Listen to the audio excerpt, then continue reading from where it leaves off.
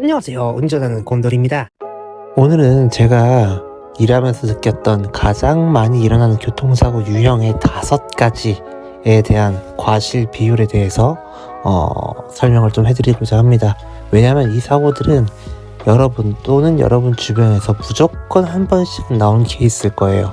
그리고 저는 해당 분야에 대해서는 전문 자격을 가지고 있기 때문에 어느 정도 신뢰하셔도 될 것 같습니다. 첫 번째로는요, 직진 대 우회전. 교차로에서 이런 경우 정말 많이 있죠. 직진하고 있는 차량과 우회전하는 차량 간의 사고. 근데 이제 이게 신호에 따라서 과실이 좀 바뀔 수는 있지만, 기본적으로 여기서 B 차량, 그러니까 직진하는 차량이 신호 위반을 하지 않았다라고 하면, 이 경우는 B 차량의 과실이 20%, 우회전하는 차량이 80%의 과실을 갖게 됩니다. 근데 만약에 황색불에 진입을 했다, B 차량이요, 이렇게 되면 20%의 과실이 수정이 됩니다. 그래서 4대 6으로 A 차량이 조금 더 유리해져요.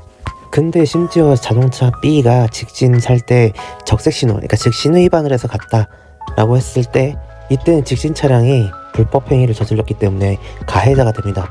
오히려 A 차량이 피해자가 되는 거예요. 자, 왜 그런지에 대해서 그럼 관련 법령을 한번 볼게요. 도로교통법 제5조 신호 또는 지시에 따른 의무에 보게 되면, 모든 차량은 도로를 통행할 때 이제 신호 그리고 노면에 있는 지시 표시를 따라야 한다라고 의무사항으로 나와 있죠. 그래서 이걸 위반하게 되면 아까 마지막 케이스 같은 가피해자가 바뀌는 상황이 생길 수 있는 겁니다. 두 번째 관계 법령을 보시게 되면요, 도로교통법 제25조 교차로 통행방법에서 모든 차량 같은 경우에는 교차로에 들어갈 때 그 신호 따라서 움직이고 있는 차량을 방해해서는 안 된다라고 규정을 하고 있는 거예요. 두 번째로 자주 발생되는 사고 유형은 바로 후미 추돌입니다.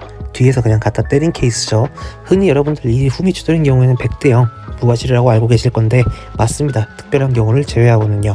그 특별한 경우에 대해서 좀 말씀을 드리면, 만약에 추돌을 당하는 차가 이유 없는 급정거라고 써있죠.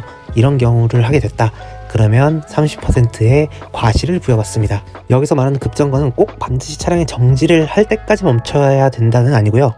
그 도로의 최저 제한 속도 미만으로 속도를 갑자기 줄였을 때, 그리고 그 줄인 사유가 딱히 없을 때는 이 이유 없는 급정거 과실을 적용을 합니다. 예를 들어서 앞에서 사람이 갑자기 튀어나와서 급정거를 했다거나, 앞에 신호, 딜레마 존에서 신호가 걸려서 급정거를 했다던가, 이런 경우들은 이유 없는 급정거로 보지 않아요. 이유가 있다라고 보는 겁니다. 그리고 그 다음으로 많이 나오는 게 바로 이 진로 변경 사고죠. 그러니까 흔히 여러분들 차선 변경 사고라고 표현을 하는데, 원래는 진로 변경 사고라고 얘기를 하는 게 맞습니다. 기본적으로는 진로를 변경한 차량 쪽이 가해예요. 7대 3 과실부터 시작하는 게 기본 과실이고, 이런 경우에 가장 많이 적용되는 수정 요소 10%는 방향지시 등 미점 등입니다. 그러니까 노깜일 때는 고속도로 같은 경우는 100m, 국도에서는 30m 이전에 깜빡이를 켜고 일로 들어가겠다는 걸 알려야 하는데, 그렇지 않은 경우죠. 네, 이런 깜빡이 안 켜고 다녔을 때 과실 10%더 가산해서 8대 2 이렇게 나올 수 있다는 거예요.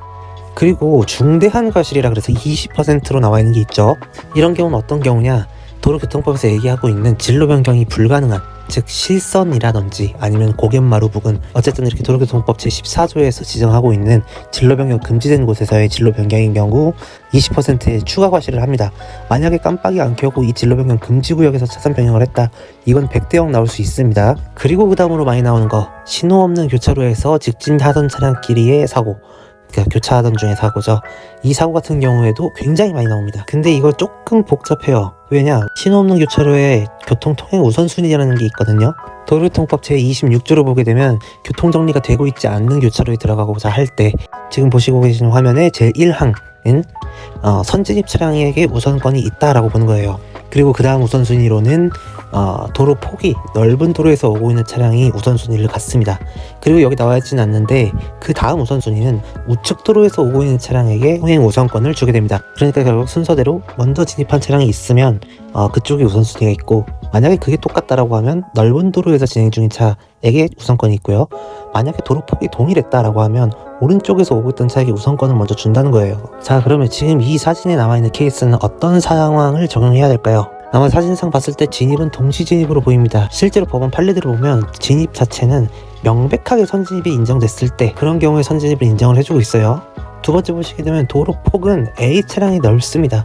이건 역시 판례에 따르면 도로 폭이 동일하거나 아니면 아주 미세한 차이로 넓고 적고가 나오게 된다면, 중앙선이 있거나 차선이 있는 곳을 대로로 보는 경향이 있습니다. 마지막으로 B 차량이 우측 차량이긴 하죠.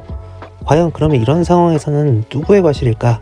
바로 A 차량이 피해자 30%의 과실을 갖고 가는 게 기본 과실입니다.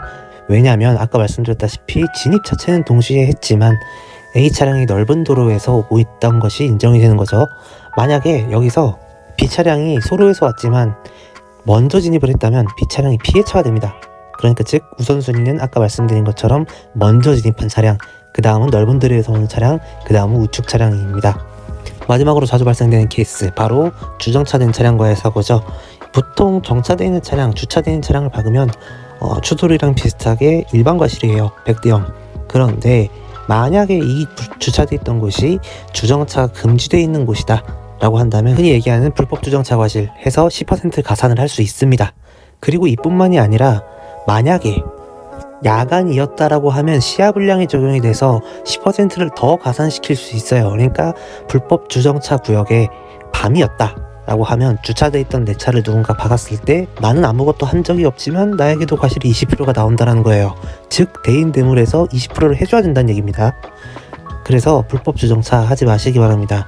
여기서 얘기하는 야간이라는 거는 일몰 후, 그러니까 해가 떨어진 후를 기준으로 하기 때문에 딱히 시간대가 정해지거나 이런 거는 없어요. 해가 져 있을 때는 이 시야불량 과실을 추가로 적용하게 됩니다. 자, 오늘 영상은 여기까지고요. 유익하셨다면 구독과 좋아요 부탁드리고 다음 시간에는 비접촉 사고에 대해서 알아보도록 하겠습니다. 그럼 안녕.